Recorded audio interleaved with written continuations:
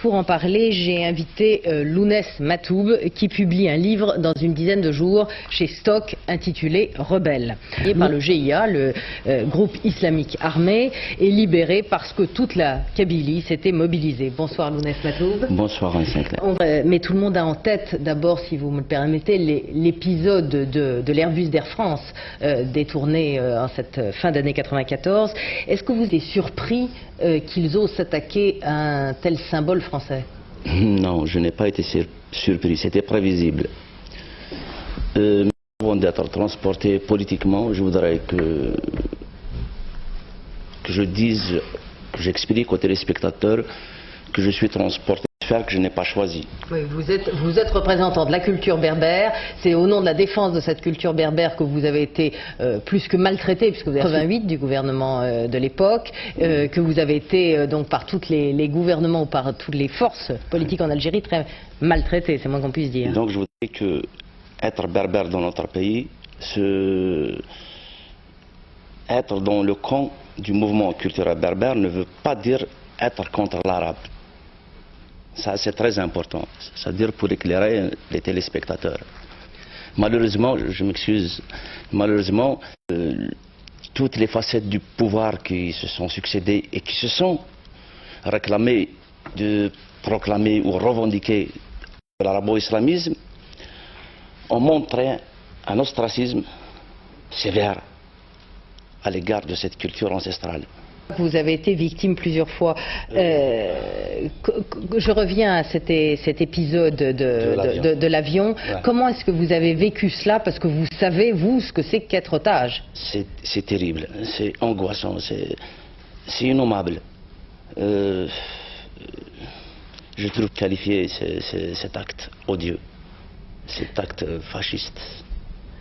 Cette semaine, deux journalistes algériens ont été assassinés. On a vécu aussi l'assassinat des pères blancs, ces prêtres catholiques, auxquels vous rendez hommage d'ailleurs dans votre livre en disant que c'est le seul bon souvenir que vous avez de l'école. Exact. C'était ces pères blancs.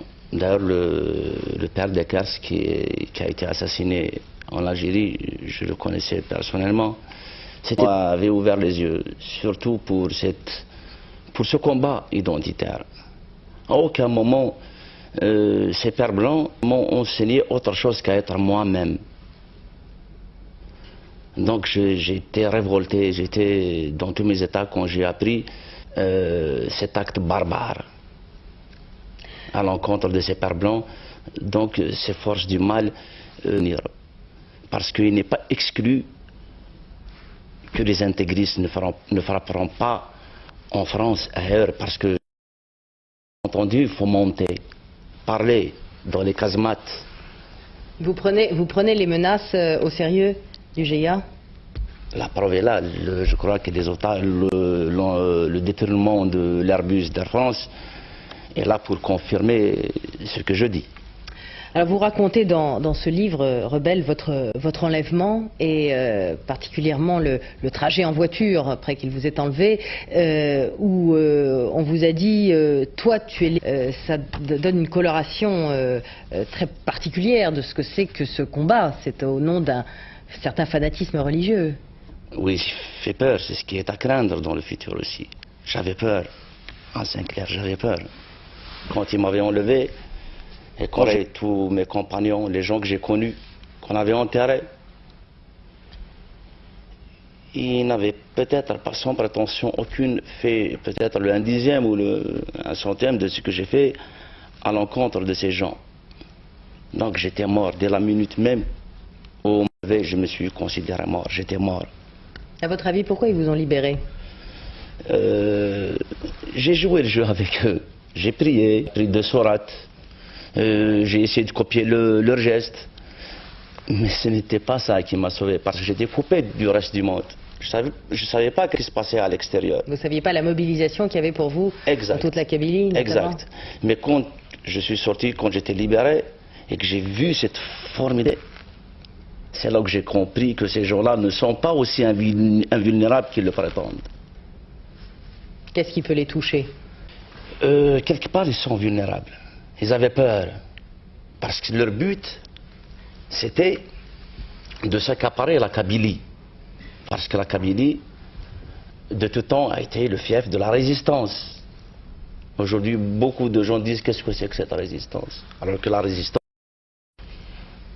c'est une légitime défense. On ne lance pas des assauts, on subit des assauts.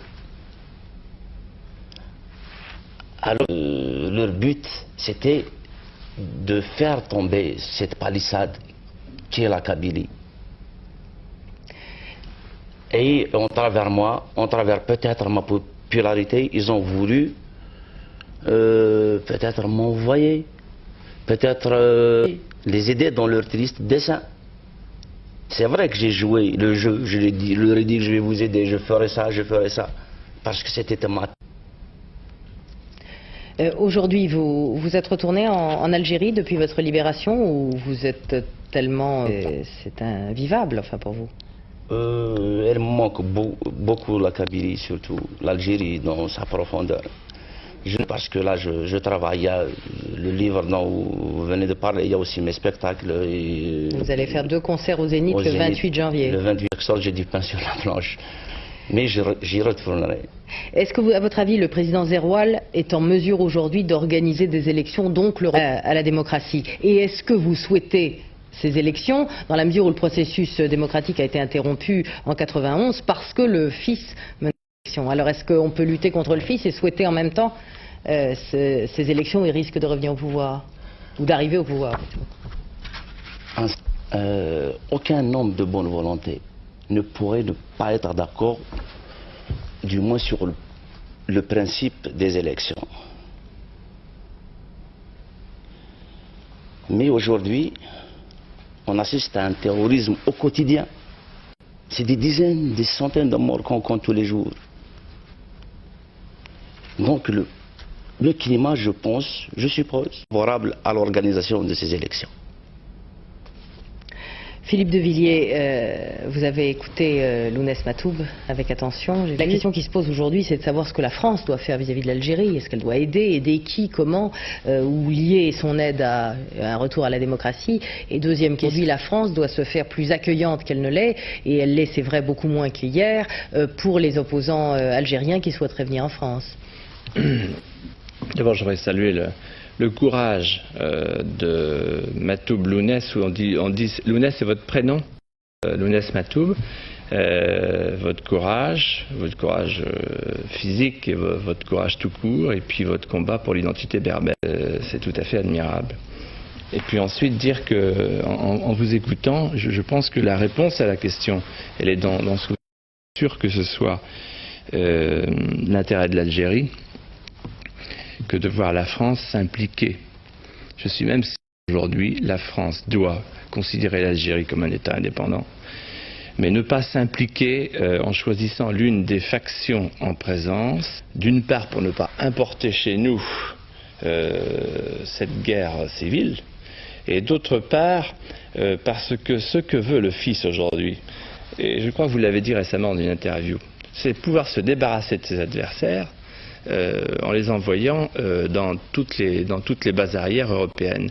Et je voudrais que vous confirmiez devant les téléspectateurs français ce que vous avez dit dans une interview récente à un grand hebdomadaire français, en disant qu'un de vos geôliers, que vous avez reconnu, vous a dit avoir été contacté dans une mosquée de la banlieue parisienne, et que par ailleurs, les autres geôliers vous avaient dit, nous de toute façon on va d'abord faire de l'Algérie une république islamique, puis la Tunisie, puis la France. Ça veut dire que la France est en train de devenir une des bases arrières. Excusez-moi, mais là, vous n'avez pas répondu à la question d'Anne.